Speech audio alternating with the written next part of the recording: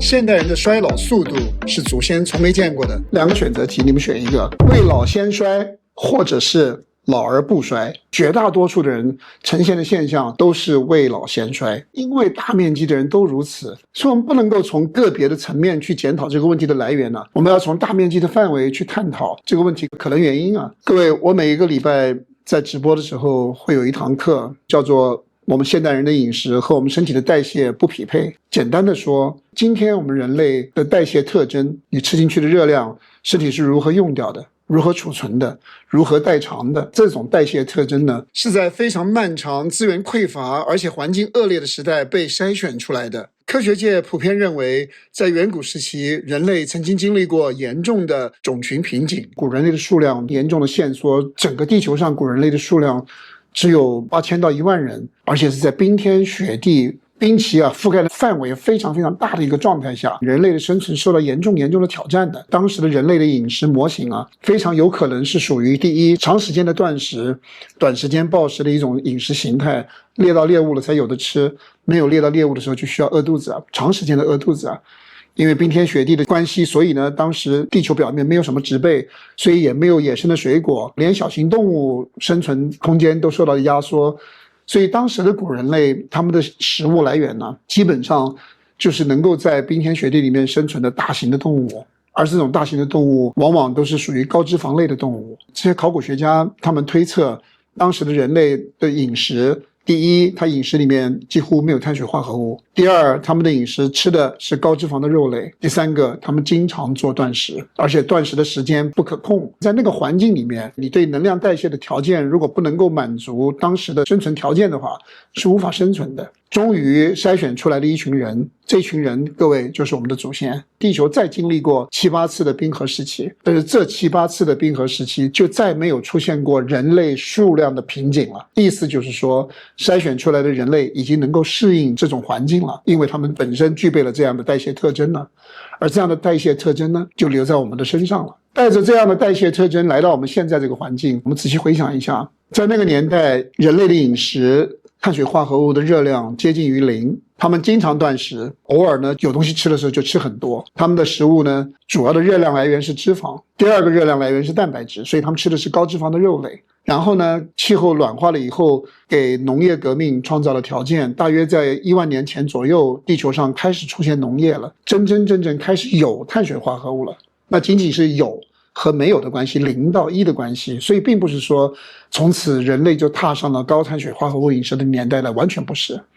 但无论如何，人类的饮食里面开始出现碳水化合物了，然后在随着农业社会慢慢的铺开，碳水化合物的热量逐渐的增加，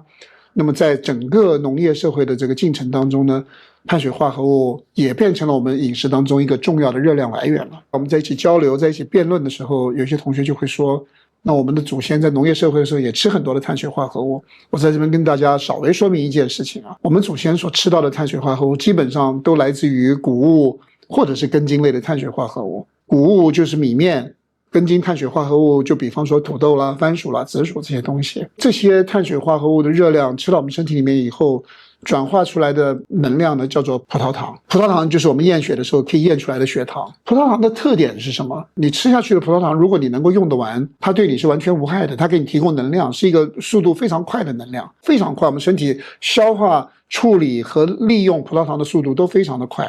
重点是，只要你摄入的葡萄糖不要过多，你身体能够用得完，它对我们是完全无害的。农业社会发展了几千年，吃谷物、吃碳水化合物，他们消耗量大那个年代的人生活艰苦所以呢，人类的饮食虽然有比较多一点的碳水化合物介入了，对人类的整体健康来说，我们并没有发现它有明显的改变的。然后呢，到了18、19世纪的时候，蔗糖刚刚开始出现的时候太贵了，所以一般普通老百姓吃不起那么蔗糖等到19世纪末、20世纪初，蔗糖开始普及化，开始便宜了，家家户户都吃得起蔗糖的时候，蔗糖就变成一种添加糖了。我们食物里面增加了一个东西，就叫做添加糖了。糖的热量也是碳水化合物那么这个糖呢，就增加了我们碳水化合物热量的摄入。这个是在我们人类饮食演化过程当中的第2次比较明显的增加碳水化合物热量的一个变化。再来，到了第二次世界大战结束的时候，全球范围内从欧美国家先开始的就是素食业者的兴起啊。你们看到各种，比方说金拱门呢，卖汉堡包的、卖披萨的啦，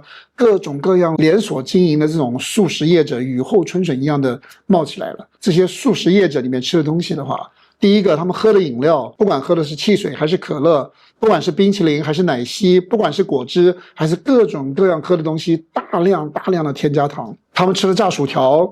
碳水化合物，用的油，反复油炸的油脂，他们用的番茄酱里面加了大量的糖。在这个年代，添加糖啊，铺天盖地的开始进入到人们的生活里面来了。到了这个时候，我们人类的饮食啊，真正是用小跑步的速度进入了高糖饮食的年代了。再往近代来，精加工食品、预包装食品，还有科技与狠活，把这些东西全部叠加在一起以后，各位我们仔细想一想看，我们的代谢特征是在一个完全没有碳水化合物年代里面筛选出来的。可是今天我们面对的是一个真正高糖、高精加工、各种各样的化学添加剂的一个饮食年代。它给我们带来最大的挑战是什么？慢性炎症。这种慢性炎症是人类未老先衰最重要的一个驱动器。面对这样的饮食环境，我们需要做出根本的改变的，因为我们今天吃的食物跟我们自己身体的代谢特征是不匹配的。不匹配的结果，最明显的一件事情就是胰岛素抵抗。因为现在糖吃太多，各种各样的糖，这些糖来自于哪里？第一，你以为我会说主食，不是的。第一，来自于饮料，各种饮料里面的添加糖，因为这些饮料里面的添加糖已经不是原本的蔗糖了，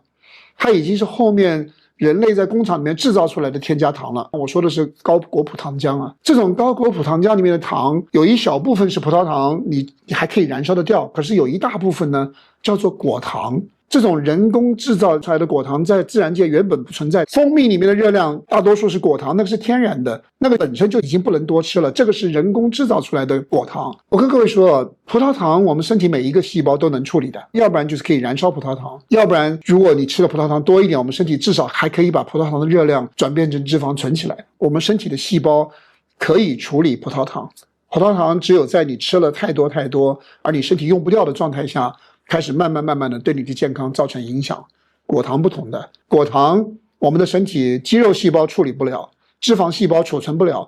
我们身体唯一能够处理果糖热量的只有肝脏细胞，而肝脏细胞在处理果糖热量的过程当中，慢性炎症就是它的产物啊。第一，我们刚刚讲，我们现在日常生活当中添加糖在饮料里面是最大宗的，而且是对我们最有害的。含糖量食物最高的，排名第2位的是各种各样的甜点。第3个来源才是我们的主食。第4个来源是我们饭桌上根茎类的碳水化合物，还有水果。今天的水果不甜，没有人买，所以不停地改变水果的甜度。然后排名第5位的是食物的调味料。目前你去看调味料，几乎已经找不到不加糖的了。如果你把这些糖全部都加在一起，你可以想一想看看，在我们身体里面，所有的葡萄糖带来血糖的反应，带来胰岛素的反应，时间久了以后引起的是胰岛素抵抗。我们的肝脏在处理果糖的时候，引起肝脏里面的慢性炎症，最后带来的也是肝脏型的胰岛素抵抗。这些东西从最底层的给我们的身体带来了慢性炎症，从我们年纪很小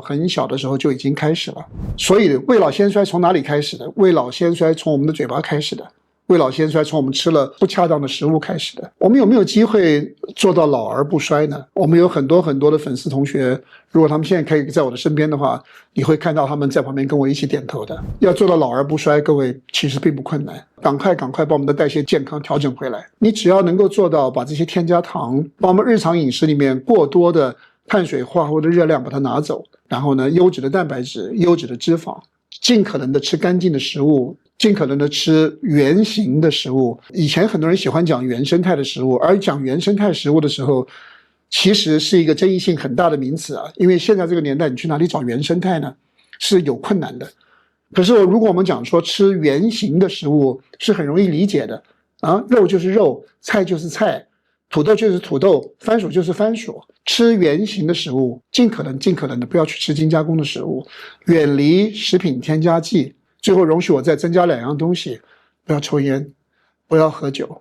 你想要老而不衰，你做到这几点，就给你开了一个大大的门了。